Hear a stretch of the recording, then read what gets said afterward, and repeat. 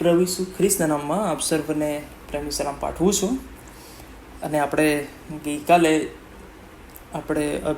જખારિયા પ્રબોધકનું પુસ્તક એનો 4થો અધ્યાયનો અભ્યાસ કર્યો.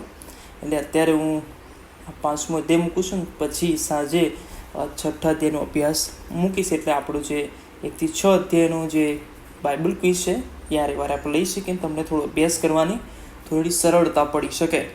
એટલે તમે એનો અભ્યાસ ઘરે પણ કરજો અને આ વિડીયો પણ જોજો. અને એટલે હું અલગ અલગ અધ્યાયથી બનાવું છું, જેથી કરીને તમને બહુ ત્યારે લાંબુ લાગે નહીં અને વિડીયો પણ નાનો બની શકે. અને આજે આપણે 5મો અધ્યાય જોવાના છે. ઈશ્વરની સહાય માગીને પ્રાર્થના કરીએ. કૃપાળુ ઈશ્વર, આ તમારું વચન શીખવા સમજવા તમારા આત્માની સહાય અમને આપો. પ્રભુ ઈસુ ખ્રિસ્તના નામમાં માંગીએ છે, સાંભળો, સ્વીકાર કરો. આમેન. આપણે ગઈકાલે 4થો અધ્યાય જોઈ ગયા અને આજે 5મો, સાંજે 6થો અધ્યાય આપણે જોઈશું. અને આ જખારિયા પ્રબોધકનું પુસ્તક અને એના 5મા અધ્યાયમાં આપણે એક એવું સંદર્શન એ જખારિયાને મળેલું જોઈએ છે. અને જે બે આની અંદર આપણને દર્શનો મળે છે અથવા સંદર્શનો મળે છે આ જ અધ્યાયની અંદર. એક 5મા અધ્યાયની 1 થી 4 કલમમાં અને પછી 5મીથી લઈને 11મી કલમ સુધી એમ કરીને બે સંદર્શનો આ જ અધ્યાયની અંદર આપણને જોવા મળે છે. અને જે 1 થી 4 કલમ છે એની અંદર જે સંદર્શન મળે છે એ આ ઓળિયા સંબંધી છે. અને આ ઓળિયું એનો ઉલ્લેખ અથવા આવો જ ઉલ્લેખ એ બાઇબલની અંદર એ પ્રકટીકરણનું પુસ્તક એના 5મા અધ્યાયમાં પણ લખવામાં આવ્યું છે. એટલે જો તમે પ્રકટીકરણનો 5મો અધ્યાય ઉઘાડશો તમને ઓળિયા વિશે સમજ મળશે. અને અહીંયા આગળ પણ આ ઓળિયું છે, આ ઓળિયું બહુ મોટું છે અને લખવામાં આવ્યું છે પ્રમાણે કે ત્યારે મેં મારી આંખો ઊંચી કરીને જોયું તો મેં એક ઉડતું ઓળિયું જોયું. એટલે આ ઓળિયું એ આકાશમાં ઉડી રહ્યું છે એવું ઓળિયું આ જખારિયા પ્રબોધક જોઈ રહ્યો છે. અને એનું માપ પણ લખ્યું છે. જુઓ, તેણે મને પૂછ્યું કે તું શું જોઈએ છે? મેં ઉત્તર આપ્યો કે હું એક ઉડતું ઓળિયું જોઉં છું. અને તેને લંબાઈ 20 હાથ, જો મેં લખ્યું છે કે લંબાઈ 20 હાથ. અને એટલે આપણે 20 હાથ એટલે 1.5 ફૂટ જેટલું, 1 હાથ 1.5 ફૂટ થાય. તો એ પ્રમાણે જે એક્ઝેક્ટ માપ છે એ 29.6 ફૂટ એ એનું લંબાઈ, આ જે ઓળિયું જોયું ને એની લંબાઈ એટલી છે એ આગળ લખવામાં આવી છે. અને એની પહોળાઈ જે છે, પહોળાઈની જે વાત કરીએ તો એ પહોળાઈ 10 હાથ એટલે કે 14.9 ફૂટ એની પહોળાઈ છે. અને એ રીતે એ માપ અહીંયા આગળ લખવામાં આવ્યું છે કે આટલું મોટું ઓળિયું એ આકાશમાં ઉડી રહ્યું છે. અને એના વિશે લખવામાં આવ્યું. અને જો તમે પ્રકટીકરણના 5મા અધ્યાયમાં જુઓ, તમારી સાથે પાસે બાઇબલ હોય તો તમે લઈને બેઠા હોય તો ઉઘાડી શકો છો પ્રકટીકરણનું પુસ્તક અને એનો 5મો અધ્યાય. અને આ જે ઓળિયું છે એ ઓળિયું કોઈ સામાન્ય ઓળિયું નથી, પણ એ બહુ ભયંકર બાબત લખવામાં આવી છે. અને ત્યાં આગળ એવું લખ્યું છે કે આ જે ઓળિયું છે એ ઉઘાડવાને અને એની મુદ્રા તોડવાને કોણ યોગ્ય છે એ પ્રશ્નોત્તરી થઈ રહી છે. અને કોઈ એવું મળ્યું નહીં કે જે આ ઓળિયું ઉઘાડી શકે. અને લખ્યું છે પ્રમાણે કે એક છે એ ઈસુ ખ્રિસ્ત વિશે લખવામાં આવ્યું છે, હલવાન વિશે, કે એ આ ઓળિયું ઉઘાડવાને શક્તિમાન છે. અને એટલે 9મી કલમ એવું લખ્યું છે પ્રકટીકરણ 5 કે તેઓનું કીર્તન ગાતા કહે છે કે તેવું ઓળિયું લેવાને તેની મુદ્રા તોડવાને યોગ્ય છે, કેમ કે તને મારી નાખવામાં આવ્યો હતો ને તે તારા રક્તથી દેવના સારું સર્વ કુળના, ભાષાના, પ્રજાના તથા દેશમાંના લોકોને વેચાતા લીધા છે. અને હવે આ જે ઓળિયું છે જો તમે વાંચો તો એ ઓળિયાની અંદર આગળ લખવામાં આવ્યું છે પ્રમાણે બધા અનર્થો ભરેલા છે. અને આની અંદર એ બધા શ્રાપ કો, અનર્થો કો, કે જે ભયાનક આપત્તિઓ આવનાર છે બધું એની અંદર લખવામાં આવેલું છે. અને અહીંયા આગળ જે આ જખારિયા પ્રબોધકની અંદર જે વાત લખવામાં આવી છે એ જે છે 3જી કલમમાં, ત્યારે તેણે કહ્યું કે એ તો આખા દેશ પર ફરી વળનારો શ્રાપ છે, કે આખો દેશ જે છે એના પર એ ફરી વળનાર શ્રાપ છે. અને લખવામાં આવ્યું છે પ્રમાણે કે શ્રાપ તો 2 પ્રકારના શ્રાપ અહીં આગળ લખ્યા છે. એક કેમ કે ચોરી કરનાર દરેક માણસને તે મુજબ અહીંથી ઝાટકી કાઢવામાં આવશે, અને બીજો જે શ્રાપ લખવામાં આવ્યો છે અને જૂઠા સોગંદ ખાનાર દરેક માણસને તે મુજબ અહીંથી ઝાટકી કાઢવામાં આવશે, એ પણ અહીં આગળ લખવામાં આવ્યું છે. એટલે આ 2 પ્રકારના જે છે એ 2ને 4થી કલમ પ્રમાણે કે હું તેને મોકલી દઈશ ને તે ચોરના ઘરમાં તથા મારા નામના જૂઠા સોગંદ ખાનારના ઘરમાં પ્રવેશ કરશે અને તે તેના ઘરમાં ટકી રહેશે અને તેને તેના લાકડા તથા પથ્થરો સહિત ભસ્મ કરી નાખવામાં આવશે. એટલે આગળ જે 2 શ્રાપની વાત લખવામાં આવી છે એ જો આપણે જે 10 આજ્ઞાઓ શીખ્યા છે જેમ નાનપણથી સન્ડે સ્કૂલની અંદર, અને એ જે બાઇબલ આપણને શીખવાડે છે ને ઈશ્વર જે શિલાપાટીઓ પર મૂસાએ લખીને આપેલ આજ્ઞાઓ, એમાંની 2 આજ્ઞાઓના અનર્થો વિશે વાત કરી છે. એક છે આ ત્રીજી જે આજ્ઞા છે કે દેવનું નામ જૂઠું અથવા અમથું લેવું નહીં. હવે જો આ છે ને પ્રજા એ ઈશ્વરના નામથી ઓળખાય પણ એમના કામો એવા નહીં. દર વખત ઈશ્વરનું નામ લે પણ જૂઠું લે અને ઈશ્વરના નામનો દુરુપયોગ કરે અને ઈશ્વર એ ચલાવી લે નહીં, કારણ કે ઈશ્વર પવિત્ર છે અને એનું નામ પવિત્રતાને માટે ઉપયોગમાં લેવું જોઈએ, એનું પવિત્રતાથી એનું ભજન થવું જોઈએ. પણ એ પ્રજા એવું કરતી નહોતી અને એના સંબંધમાં આ અનર્થ લખવામાં આવ્યો છે. અને બીજો અનર્થ જે છે ચોરી કરવી નહીં. બીજો જે અનર્થ છે 8મી જે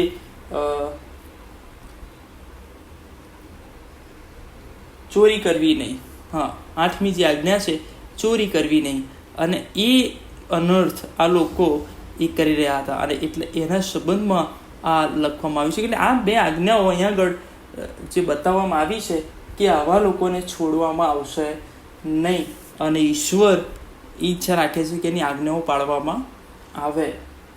અને અહીંયા આગળ આ બંને પ્રકારના લોકો સામેની શિક્ષા વિશે ઈશ્વર અહીંયા આગળ બહુ સ્પષ્ટ લખે છે કે જૂઠા સોગંદ ખાનાર ને ચોરી કરનાર, કે ઈશ્વરના મંદિરમાંથી લઈ જનાર, ઈશ્વરનું ચોરી જનાર અને એનો દુરુપયોગ કરનાર, એ લોકોને ચલાવી લેવામાં આવશે નહીં.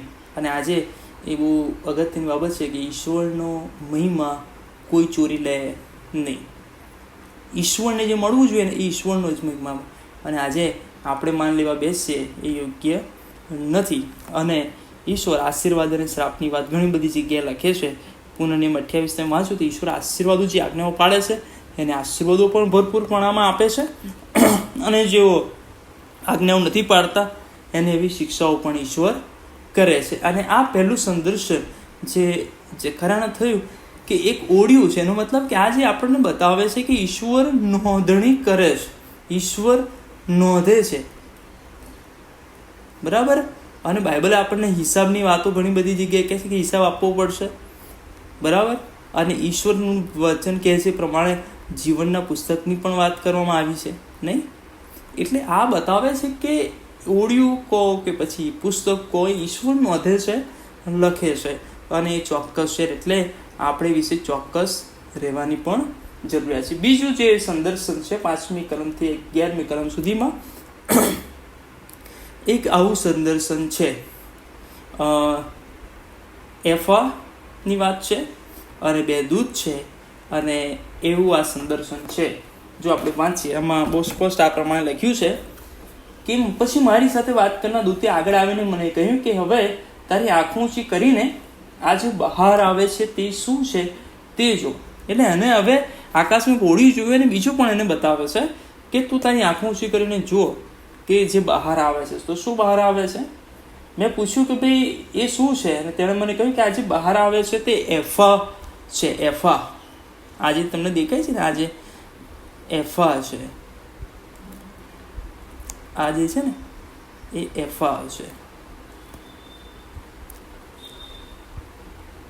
ઓકે, આ જે છે એ એફા છે. એફા હવે આવું આ પાત્ર છે, સમજજો, બરાબર. આ એફા મેં જે કીધું એ પ્રમાણે. હવે આ એફા શું છે? તો આ અનાજ માપવાનું પાત્ર છે, કારણ કે તે વખતે અલગ અલગ પ્રકારના એ માપદંડો હતા અને એમાં અનાજ જે માપવાનું હોય અથવા જે સોલિડ વસ્તુઓ જે છે લિક્વિડ ના હોય અથવા જે પ્રવાહી નથી, એના સિવાયનું જે માપવામાં આવે ને એના માટે જે માપદંડ માપવામાં હતો એ એફા કે એવા બધા પાત્રો અલગ અલગ છે કે જેની અંદર ભરીને માપવામાં આવે કે ભાઈ આટલું ભરાયું તો આ આટલું છે.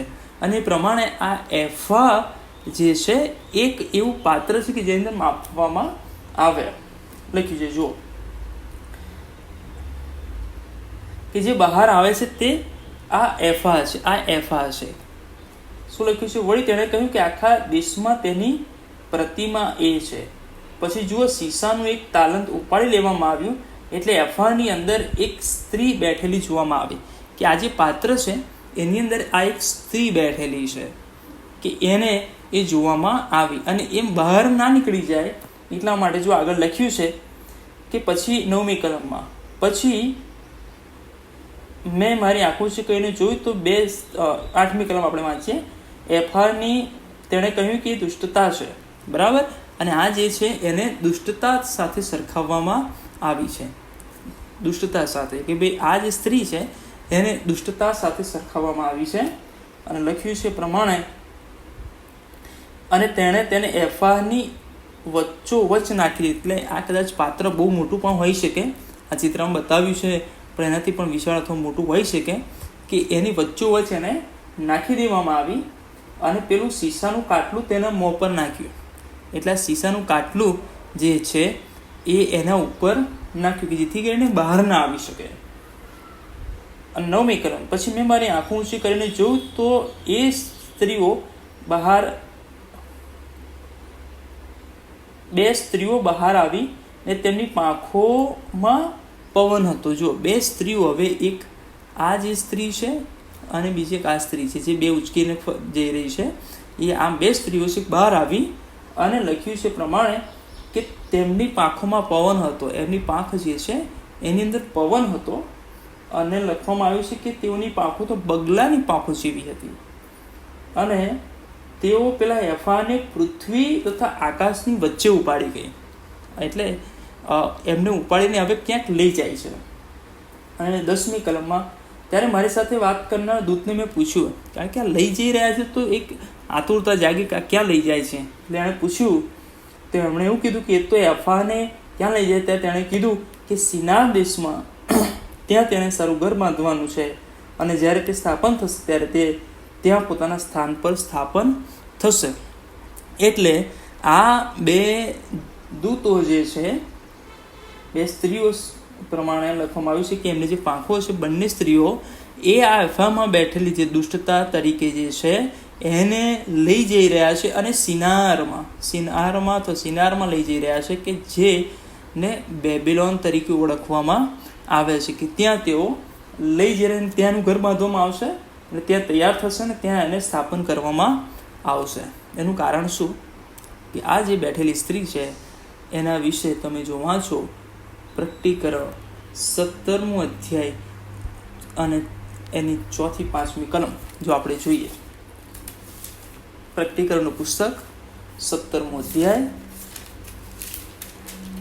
અને 4 થી 5મી કલમ તમે આગળથી પણ વાંચી શકો છો કે આ સ્ત્રીને મોટી વેશ્યા તરીકે ઓળખવામાં આવે છે, વ્યભિચારી સ્ત્રી સાથે ઓળખવામાં આવે છે અને આ બહુ મોટી વેશ્યા તરીકે એનું નામ આપવામાં આવ્યું છે. અને એના વિશે ઘણું બધું લખવામાં આવ્યું છે. પણ 4મી કલમથી જોઈએ આપણે. તે સ્ત્રીએ જાંબુડા તે કિરમજી રંગના વસ્ત્ર પહેરેલા હતા અને તે સોનાથી તથા મૂલ્યવાન રત્નોથી તથા મોતીઓથી શણગારેલી હતી. તેના હાથમાં તો તેના વ્યભિચારના ધિક્કાર પાત્ર કૃત્યોથી તથા મલિનતાથી ભરેલું એક સોનાનું પ્યાલું હતું અને તેના કપાળ પર એક નામ લખેલું હતું, એટલે મર્મ મહાન બેબીલોન, વેશ્યાની તથા પૃથ્વીના ધિક્કાર પાત્ર કૃત્યોની માતા. એટલે આવા લોકોની એક માતા તરીકે પણ એને ઉલ્લેખ કરવામાં આવ્યો છે. અને લખ્યું છે 6ઠી કલમ, મેં તે સ્ત્રીને સંતોનું લોહી તથા ઈસુના સાહેદોનું લોહી પીધેલી જોઈ. હવે આ વેશ્યા અથવા આ સ્ત્રી બહુ ભયાનક છે, કારણ કે એણે ઘણા બધાનું સંતોનું અને ઈશ્વરના સાહેદોનું લોહી એણે પીધેલું છે અને આનો નાશ કરવામાં આવશે ને. આગળ લખ્યું છે બેબીલોનની વેશ્યાને. એટલે આપણે જે આગળ જોયું કે એને ક્યાં લઈ જઈ રહ્યા તો બેબીલોનમાં. ત્યાં આગળ સ્થાપિત કરવામાં આવી અને ઈશ્વરના એ સમયની અંદર ન્યાય કાળે આનો નાશ એ થનારો છે અને એને એ મારી નાખવામાં અથવા એનો નાશ કરવામાં આવશે. અને એ ઈશ્વર અહીં આગળ અત્યારથી બતાવે છે કે આ જે દુષ્ટતા છે એ ચલાવી લેવામાં આવશે નહીં. અને ઈશ્વરે આપણને આ બધી આજ્ઞાઓ આપી છે બાઇબલની અંદર અને એ પાળવી જોઈએ. અને ઈશ્વર એના સમયમાં ચોક્કસ એ બધાનો નાશ કરશે. અને એટલે આપણે એના બાળકોને જો એ પોતાની જાતને માતા ગણાવે છે તો એવા કૃત્યો કરનાર એના બાળકો તરીકે ના વર્તે. આપણે ઈશ્વરના બાળકો છીએ એ ખાસ સમજવાનું છે. અને ઈશ્વર એટલી હદ સુધી એને દબાઈ દે છે કે બહાર પણ નીકળી શકશે નહીં અને એટલી હદ સુધીનો નાશ કરશે. અને એની જાળમાં આવેલા બધાનો પણ એક પ્રકારે નાશ થશે. પણ આવી દુષ્ટતા જે છે ઈશ્વર એ બતાવે છે કે હું તમારામાંથી દૂર કરીશ, તમારામાંથી એ દૂર કરી નાખીશ. એ પણ અહીંયા આગળ એક વાત આપણને ઈશ્વર શીખવે છે. અને આ સંદર્શનની બાબત દ્વારા કે મારા લોક છે, પવિત્ર લોક છે અને મારા નામથી ઓળખાય છે અને એ લોકોમાંથી એ દુષ્ટતા છે, પાપ છે, એ બધી બાબતોને હું દૂર કરીશ. અને દૂર ઈસુ ખ્રિસ્ત મારફતે એ આપણને એ બતાવે છે. ઓળ્યું તો ઈસુ ખ્રિસ્ત છે એ શિક્ષા કરશે. જેમણે ઈશ્વરના લોકો વિરુદ્ધ, ઈશ્વરના સંતો વિરુદ્ધ, ઈશ્વરના સાહિદો વિરુદ્ધ કર્યું છે, બધાની વેર અથવા એનો બદલો ઈશ્વર એના સમયે લેશે. પણ આપણને શીખવાડે છે કે આપણે પવિત્ર પ્રજા બનીએ, એના નામની ચોરી ના કરીએ, એનું નામ નિંદા ના કરીએ. એ આપણે ખાસ સમજવાનું છે. ઘણી વખત ખ્રિસ્તી લોકો તરીકે આપણે ઈશ્વરના નામનો દુરુપયોગ કરતા બની જઈએ છીએ. પણ ઈશ્વર આપણને આ શીખવે છે કે આપણે એના બાળકો છીએ, એના નામની કદર કરીએ, એને માન આપીએ અને એનું સન્માન કરીએ અને એની પવિત્રતા જળવાઈ રહે એ પણ આપણી જાળવવી, એ પણ આપણી ફરજ છે. અને એટલે પ્રભુ આ અભ્યાસ દ્વારા તમને ખૂબ જ આશીર્વાદિત કરે. અને હવે સાંજે હું બીજો 6થો અધ્યાય પણ બાઇબલ અભ્યાસ તરીકે મૂકીશ. પ્રભુ તમને બધાને અભ્યાસ કરવા સહાય કરો. આમીન. પ્રાર્થના કરીએ. પવિત્ર ઈશ્વર અભ્યાસને માટે આભાર માનીએ છીએ. વધુ સમજવા તમારા આત્માની સહાય આપજો. પ્રભુ ઈસુ ખ્રિસ્ત મારફતે માંગીએ છીએ. સાંભળો અને સ્વીકાર કરો. આમીન. હવે આપણા તારનાર પ્રભુ ઈસુ ખ્રિસ્તની કૃપા, દેવ બાપનો પ્રેમ, પ્રભુ પવિત્ર આત્માની દિવ્ય અને મીઠી સંગતનો આશીર્વાદ આપણ સર્વની સાથે હમણાં તે સદાસરો કાળ સુધી રહો. આમેન.